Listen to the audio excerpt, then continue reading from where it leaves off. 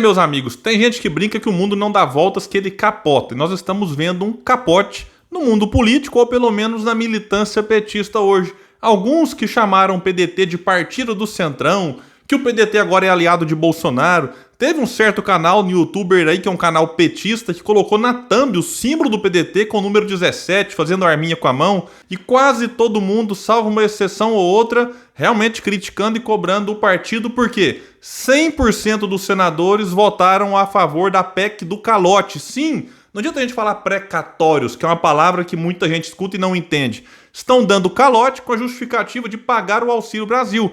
Eu sou favorável e no final desse vídeo eu vou dar aqui algumas sugestões que alguns partidos estão dando para que se pague o auxílio sem ter que dar calote em quem tem direito de receber, tramitou na justiça, a pessoa estava lá esperando o dinheiro, de repente, não, pera aí, espera mais 5 anos que a gente vai te pagar depois, né? Devo, não nego, pago quando puder. Então vamos falar dessa PEC aqui, mas antes eu quero pedir a sua ajuda para que se inscreva no canal, ative as notificações e se gostar do vídeo, mas só se gostar, deixa o like, se não gostar, deixa o dislike, compartilha esse vídeo com mais uma pessoa que está sem saber o que está acontecendo, porque aqui eu vou dar uma resumida.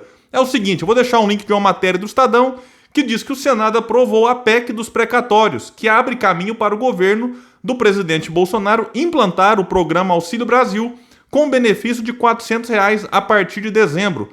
Após a conclusão da tramitação, a Câmara terá que votar mais uma vez para se posicionar sobre as mudanças. A proposta, diz aqui, é estratégica para o Executivo por abrir margem para novos gastos em ano eleitoral. O texto foi alvo de críticas por adiar o pagamento de precatórios, que são dívidas reconhecidas pela Justiça a partir do próximo ano e por mudar a regra de cálculo do teto de gastos, a principal âncora fiscal do país.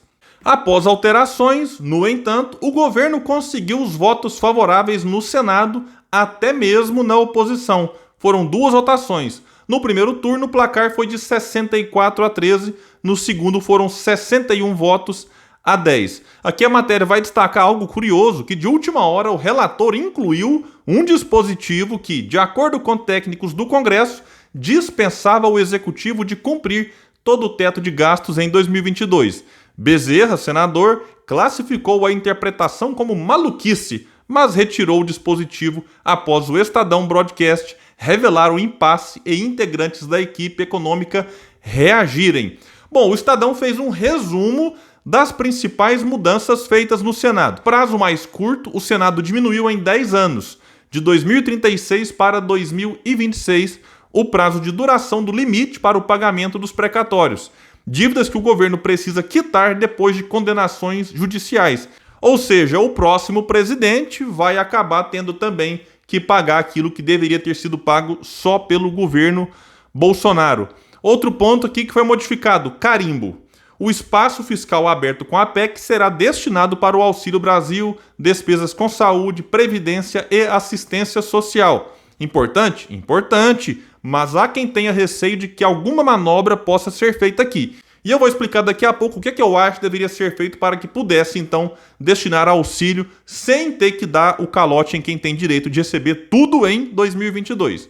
Educação, outro ponto. Os precatórios do antigo Fundef a estados e municípios ficarão fora do teto de gastos e não precisarão respeitar o limite da PEC, estabelecendo que 40% deve ser pago até 30 de abril de 2022 e outros 30% até 31 de agosto de cada ano, garantindo a maioria dos repasses antes das eleições.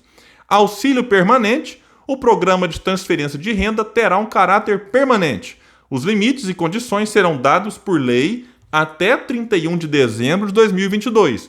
O programa não precisará apresentar fonte de financiamento exigida pela Lei de Responsabilidade Fiscal. Então, não sei se vocês perceberam, é uma mistura aqui de fura-teto, é uma mistura de calote, é uma mistura de irresponsabilidade fiscal.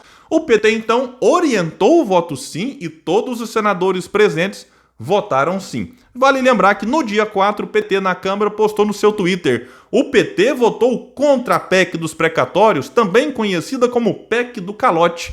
A tranquilidade de estar no lado certo. Pois bem, mudou, né? Agora estão do lado certo, votando a favor da PEC, que com essas reduções de danos, eu ainda assim continuaria contra ela. E o PDT no Senado orientou e todos os senadores presentes votaram não, votaram contra. Vale lembrar que na Câmara, no primeiro turno, a bancada orientou o voto sim, alguns deputados votaram então a partir da orientação, alguns deputados votaram não. No dia seguinte, pela manhã, Ciro Gomes, vendo aquilo tudo, ele que tinha declarado-se totalmente contrário a essa PEC dias antes, Ciro suspendeu a pré-candidatura numa atitude corajosa, e aí no segundo turno, dias depois, o PDT então orientou o voto não e o Ciro conseguiu reverter os votos do partido, os possíveis, né, porque alguns o pessoal tá de saída, e aí o Ciro retomou sua pré-candidatura. E o Ciro então não perdeu a oportunidade de valorizar o voto dos senadores do partido e de criticar o PT. Disse ele no Twitter: parabéns aos valorosos senadores do PDT que votaram contra essa aberração da PEC dos precatórios. Uma posição firme e acertada, disse ele. Já o PT votou todo a favor. O que eles falam no almoço não servem para o jantar. Crítica essa que já repercute nos principais jornais, dentre eles o Globo e a Folha. O Lula até agora está calado, não falou nada sobre a PEC do calote, pelo menos até eu fechar a edição desse vídeo. Lula também não falou nada do senador Rogério Carvalho ter votado a favor do orçamento secreto. O placar ficou 34-32. Se ele tivesse votado contra, ficaria 33-33 e o presidente da sessão teria que desempatar. Valdo Cruz, no G1, disse que senadores do PT votaram a favor da indicação de André Mendonça para o STF, que foi aprovada ontem. E diversos famosos saíram cobrando o PT, e alguns aqui, inclusive, enaltecendo a posição de Ciro Gomes. Claro, está muito recente, tem muita gente se manifestando, mas Felipe Neto foi rápido e publicou no seu Twitter: o Ciro Gomes suspendeu a própria candidatura quando viu o PDT votar a favor da PEC dos precatórios.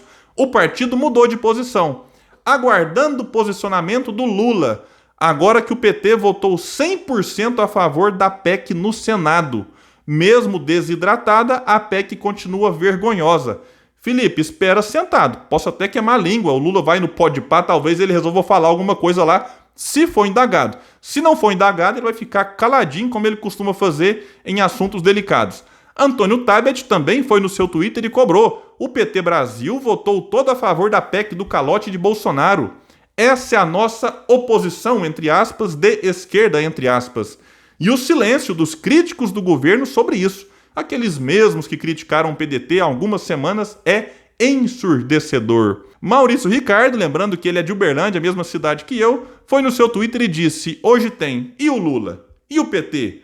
Porque o partido do Lula traiu o Brasil, colocou em caixa alta, votando a PEC que dá calote em velhinho e desestabiliza nossa segurança econômica e jurídica no Brasil e no exterior, para ajudar o governo lambão do Bolsonaro.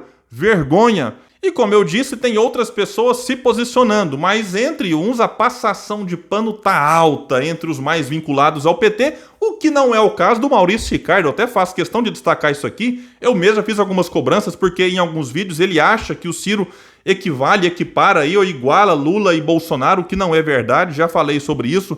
Mas tirando um ponto ou outro que a gente discorda, e é natural a discordância, Maurício Ricardo é alguém que merece sim a nossa consideração, nosso respeito. Enfim, já outros por aí, esses sim petistas declarados, não tem problema ser também, estão numa passação de pano aí, dizendo que agora o PT está preocupado com os pobres. Bom, tem que combinar lá, por exemplo, com o Paulo Teixeira, deputado federal do PT, que já disse que quando a matéria voltar para a Câmara, ele votará contra. Então, será que o Paulo Teixeira, deputado petista, agora vai votar contra os pobres? Então tem que combinar o discurso, porque o Paulo Teixeira já deu declaração que votará contra. E eu vou insistir no que eu disse desde o começo, quando eu comecei a falar sobre esse assunto, quando o Ciro suspendeu a candidatura dele.